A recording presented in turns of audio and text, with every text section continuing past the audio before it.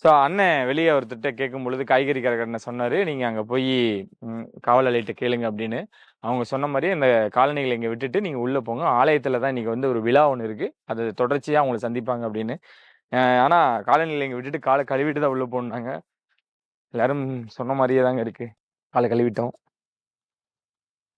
உள்ள போக போறோம். வாங்க உள்ள போயிட்டு என்ன விழா நடக்குது? அவங்க சொன்ன தலைவர் யாரு? அப்படின்றதையும் நம்ம சந்திக்கலாம். இதெல்லாம் நடக்குது. நீங்க அப்படி போனா ஃப்ரீயா இருக்கு.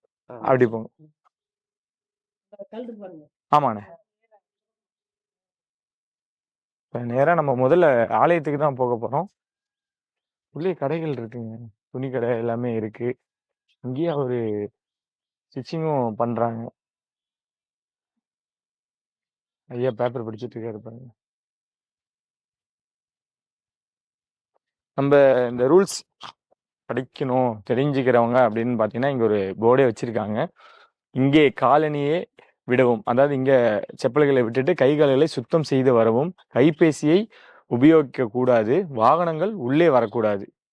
இது எல்லாமே ரெஸ்ட்ரிக்ஷனுங்க. எந்த வெளி வாகனங்களும் உள்ள வரக்கூடாது, போனை நம்ம பயன்படுத்தக்கூடாது, கைகளில் நல்லாவே கழுவிடணும், காலநிலை இங்கே விட்டுட்டு வரணும் அப்படின்றது இந்த அறிவிப்பு பதாகையே நம்மளுக்கு நிறைய விஷயங்களை இங்கே சொல்லிடுறாங்க. ஏன்னா இவ்வளோ ரெஸ்ட்ரிக்ஷன் இருக்கு, இதுக்கு கட்டுப்பட்டு உள்ள வாங்க அப்படின்ட்டு. அதனாலதான் இங்க எல்லா வாகனங்களும் வெளியே இருக்கக்கூடிய வாகனங்கள், ஏன்னா வெளியிருந்து வந்து இங்க பார்க்கணும், இந்த கிராம மக்களை பார்க்கணும், இங்க இருக்கக்கூடிய மக்களை சந்திக்கணும், இவங்களோட உறவினர்கள் யாரு வந்தாலுமே வந்து வாகனங்களை இங்கேயே நிறுத்திடுங்க.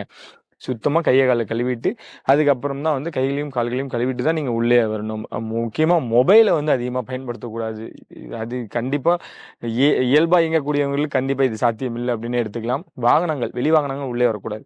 இதுல இன்னொரு விஷயம் என்னன்னாங்க, இங்க இருக்கக்கூடியவங்கலாம் வந்து வெளிநாடுகளிலும் அவங்களுக்கான ஒரு தொழில் அந்த மாதிரியான விஷயங்களும் இருக்கு. அதுல இருந்து மாற்று கருத்துமே இல்லை. ஆனா தமிழ்நாட்டுல இது என்ன எவ்வளவு சாத்தியம் அப்படின்ற ஒரு விஷயங்கள் இருக்கு பாத்தீங்களா? நான் உள்ள வந்து எல்லாமே குடிசை வீடுகளா தான் இருக்கு. எல்லா வீடுகளும் பூட்டி இருக்கு. எல்லாருமே ஒவ்வொருத்தரும் ஒவ்வொரு தொழிலுக்கு போயிருக்காங்க அப்படின்றாங்க. முதியவர் ஒருவரெல்லாம் ஒரு பேப்பர் படிக்கும் பொழுது நம்ம எங்கடா இருக்கோம் அப்படின்ற ஒரு கேள்வியா இருக்கு. ஏன்னா நம்ம சின்ன வயசுல நான்லாம் பார்த்திருக்கேன். எங்க ஊர்ல இந்த மாதிரி தான் நம்மளோட வீடுகளும் இருந்திருக்கு, நம்மளோட சொந்தக்காரங்க வீடுகளும் இருந்திருக்கு. உறவினர்கள் வீடுலாம் இருக்கும் பொழுது அப்போ ரொம்ப ஆச்சரியத்தை கொடுத்தது. மீண்டும் அதை பார்க்கும் பொழுது அந்த பேக் டு ஒரு கிராம வாழ்க்கை அப்படின்னு வாழ்வியல் அப்படின்னு வரும்பொழுது எனக்கு ரொம்ப கனெக்ட் ஆயிடுச்சு அப்படின்னு தான் சொல்லணும். வாங்க உள்ள போவோம். அவங்க சொன்ன ஆலயத்துக்கு போவோம். ஏன்னா அங்கதான் அவங்க சொன்ன நபரும் அவரும் இருக்காரு. அவர்கிட்ட கேட்டுட்டு தான் நிறைய விஷயங்களை எக்ஸ்ப்ளோர் பண்ணணும்னு இருக்காங்க. உள்ள போவோம்.